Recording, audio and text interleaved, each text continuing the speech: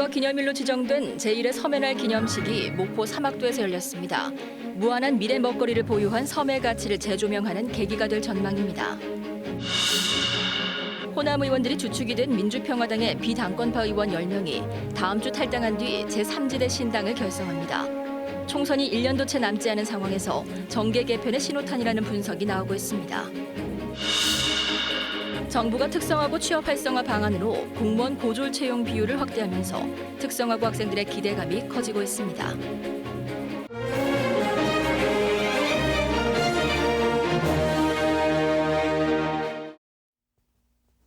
목포에서 전해드립니다. 올해 처음 국가기념일로 지정된 섬의 날 행사가 목포에서 열렸습니다. 폭염 속에서도 많은 시민들이 행사장을 찾아 섬에 대해 알아가는 시간을 보냈는데요. 무한한 미래 먹거리의 보고로 평가받는 대한민국의 섬이 재조명될지 주목됩니다. 보도에 손준수 기자입니다. 땅끝하는 화엄반도 한가운데에 자리를 잡은 섬 시아도. 유일한 섬 주민인 70이 넘은 할머니 집과 등대가 홀로 섬을 지키고 있습니다. 이렇게 작은 섬들까지 모두 합치면 우리나라의 섬은 모두 3,100여 개로 전 세계에서 네 번째로 가장 많고 면적은 여의도의 1,800배에 이릅니다. 하지만 제주도 등 주요 섬을 제외하면 섬 주민의 삶의 질 개선과 개발은 뒷전으로 밀려왔습니다. 이런 가운데 국가기념일로 제정된 섬의 날에 대한 기대가 높아지고 있습니다. 국가 차원에서 섬의 가치를 재조명하고 체계적인 섬 연구가 가능하기 때문입니다. 네, 우리나라에서는 섬에 대해서 천시하는 풍조가 상당히 강합니다. 그래서 섬에 대한 가치를 제대로 알리고 섬을 살리기 위한 지속 가능한 방안을 마련하기 위한 하나의 계기를 만들자. 제1회 섬의 날 행사가 열린 전남은 전국 섬의 65%가 밀집한 곳. 기념식에 참석한 이낙연 국무총리 역시 섬에 대해 관심이 소홀했다며 정부가 적극적으로 나서겠다고 말했습니다. 섬은 우리가 생각하는 것 이상으로 소중합니다. 모든 섬은 보물입니다. 섬을 보배처럼 간직하고 최고로 가꾸십시다. 세계 최초로 국가기념일로 제정된 섬의 날 행사는 섬의 무한한 가능성을 재발견하는 첫걸음이 될 것으로 기대를 모으고 있습니다. KBS 뉴스 손준수입니다. 전국 470여 개 유인도를 대표하는 주민들이 한자리에 모여 섬 생활의 애환을 나누는 전국 섬주민대회가 내일 목포에서 열립니다. 섬의 날 기념 행사 프로그램 중 하나인 전국 섬주민대회는 섬의 접근성 개선 등 섬주민 권익 보호를 위한 선언문 채택과 섬의 삶을 주제로 하는 이야기 경연대회 등으로 진행됩니다. 행사 당일에는 또 진도 북춤과 가고도 멸치잡이 창작 무용 등 섬을 주제로 한 문화 공연이 펼쳐집니다. 민주평화당 비당권파 의원 10명이 제3지대 신당을 결성하기 위해 오는 12일에 집단 탈당하기로 했습니다. 이들의 탈당이 정계 개편의 신호탄이 될지 정치권의 관심이 집중되고 있습니다. 유철웅 기자의 보도입니다. 민주평화당이 창당 1년 반 만에 쪼개질 처지에 놓였습니다. 비당권파 의원 10명이 정동영 대표 등 지도부가 사퇴하지 않으면 오는 12일에 집단 탈당하겠다고 선언한 겁니다. 대한정치 소속 의원들 전원은 민주평화당을 떠나기로 결심했습니다. 제3지대 신당 창당이라는 이보 전진을 위한 일보 후퇴라고 애써서 생각을 해봅니다. 이들은 앞으로 무소속과 연대를 추진하고 제3지대 창당도 계속 모색하겠다고 밝혔습니다. 하지만 바른미래당에 입당할 일은 없을 것이라며 선을 그었습니다. 김경진 의원도 비당권파 모임에 참여하지는 않았지만 12일에 탈당한 뒤 무소속 출마를 선언할 예정입니다. 평화당의 이런 내용은 우리 공화당에 역전당할 정도로 낮은 당 지지율이 원인으로 꼽힙니다. 또 당의 유연을 확장하지 못해 이대로는 내년 총선에서 살아남기 어렵다는 위기감도 작용했다는 분석이 나옵니다. 이 민주평화당이 향후 총선에서 재기할 수 있을까라고 하는 부분에 대한 긴급함, 절실함 이런 부분들이 반영이 됐다라고 생각을 하고요. 비당권파의 요구에도 불구하고 정동영 대표는 사퇴하지 않겠다는 입장을 분명히 밝힌 상황. 민주평화당의 분당이 내년 총선을 앞두고 정계 개편을 앞당길지 정치권의 이목이 쏠리고 있습니다. KBS 뉴스 유초롱입니다. 오늘 오전 9시 45분쯤 완도군 약산면 득암리의 한 도로에서 69살 황모 씨가 몰던 승합차가 4m 아래 풀밭으로 떨어져 차에 타고 있던 70대 노인 등 6명이 부상을 입고 치료를 받고 있습니다. 차에 탄 노인들은 노인 일자리 사업 참가자들로 인근 축제장에서 제초 작업을 마치고 돌아가다 사고가 난 것으로 알려졌습니다. 경찰은 제동 장치가 제대로 작동하지 않았다는 운전자의 진술 등을 토대로 정밀 감식을 의뢰하고 정확한 사고 경위를 조사하고 있습니다. 올 들어 처음으로 전남에서 비브리오 폐혈증 환자가 숨졌습니다. 전남도는 50대 남성 한 명이 지난 2일 구토와 어지러움 증상으로 치료를 받던 도중 증상이 악화돼 광주 대학병원으로 이송된 뒤 지난 5일 숨졌다고 밝혔습니다. 전남도는 숨진 남성의 병원체 검사 결과 비브리오 확진 판정을 받았다며 현재 환자의 위험 요인 노출력 등에 대한 역학조사를 펼치고 있습니다. 나주 혁신도시에 들어서는 한전공대 설립 사업이 본 궤도에 오르게 됐습니다.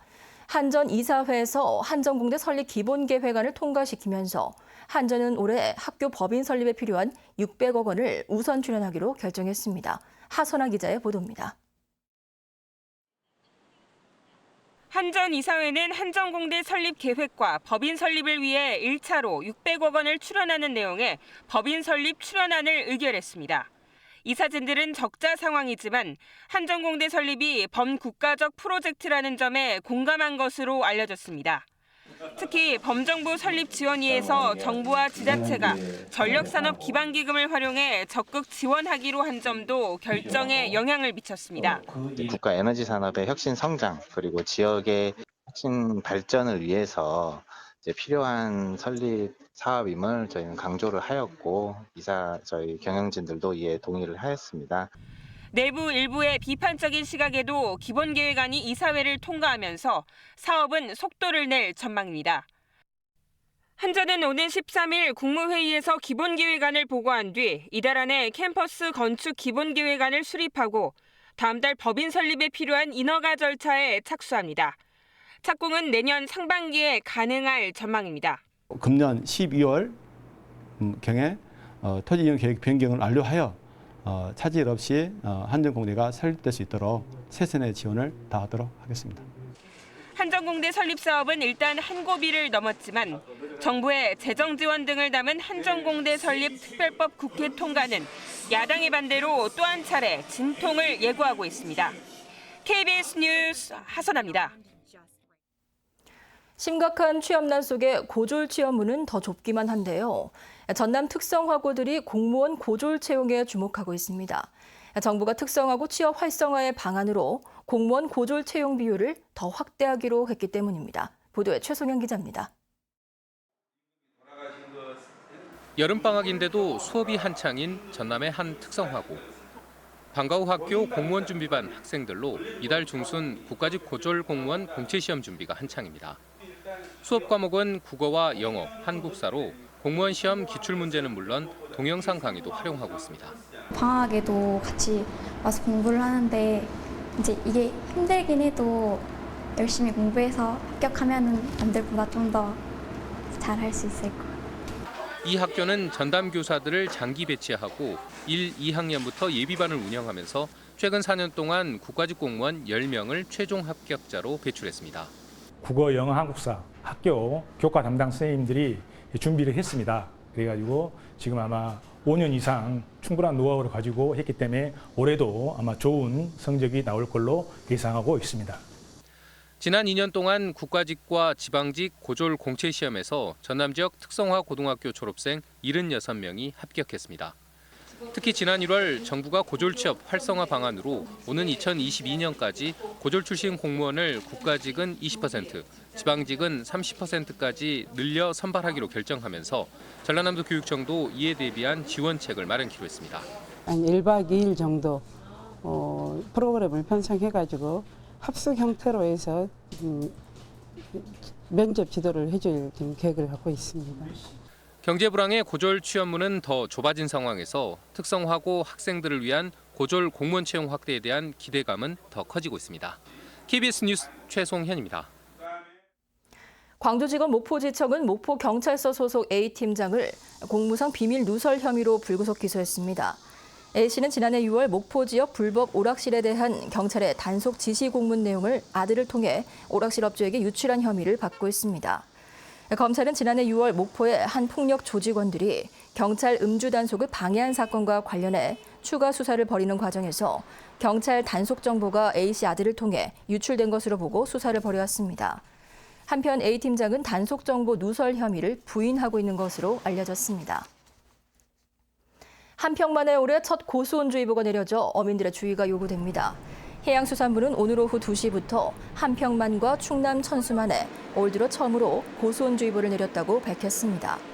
고수온주의보는 바다의 해수 온도가 28도에 도달했거나 도달한 것으로 예측될 때 발령되는 것으로 어류 폐사 피해가 발생할 수 있습니다.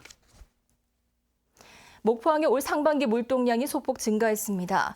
목포지방해양수산청이 집계한 자료를 보면 올 상반기 목포항 물동량은 모두 124만 톤으로 1년 전 같은 기간에 비해 2.5% 증가한 것으로 나타났습니다. 품목별로는 국내 조선업계 선박 수주량 증가로 철제 263만 톤을 차지해 63%가 증가했고 광주 기아차의 수출 물동량도 8% 이상 늘었습니다. 지금까지 목포였습니다.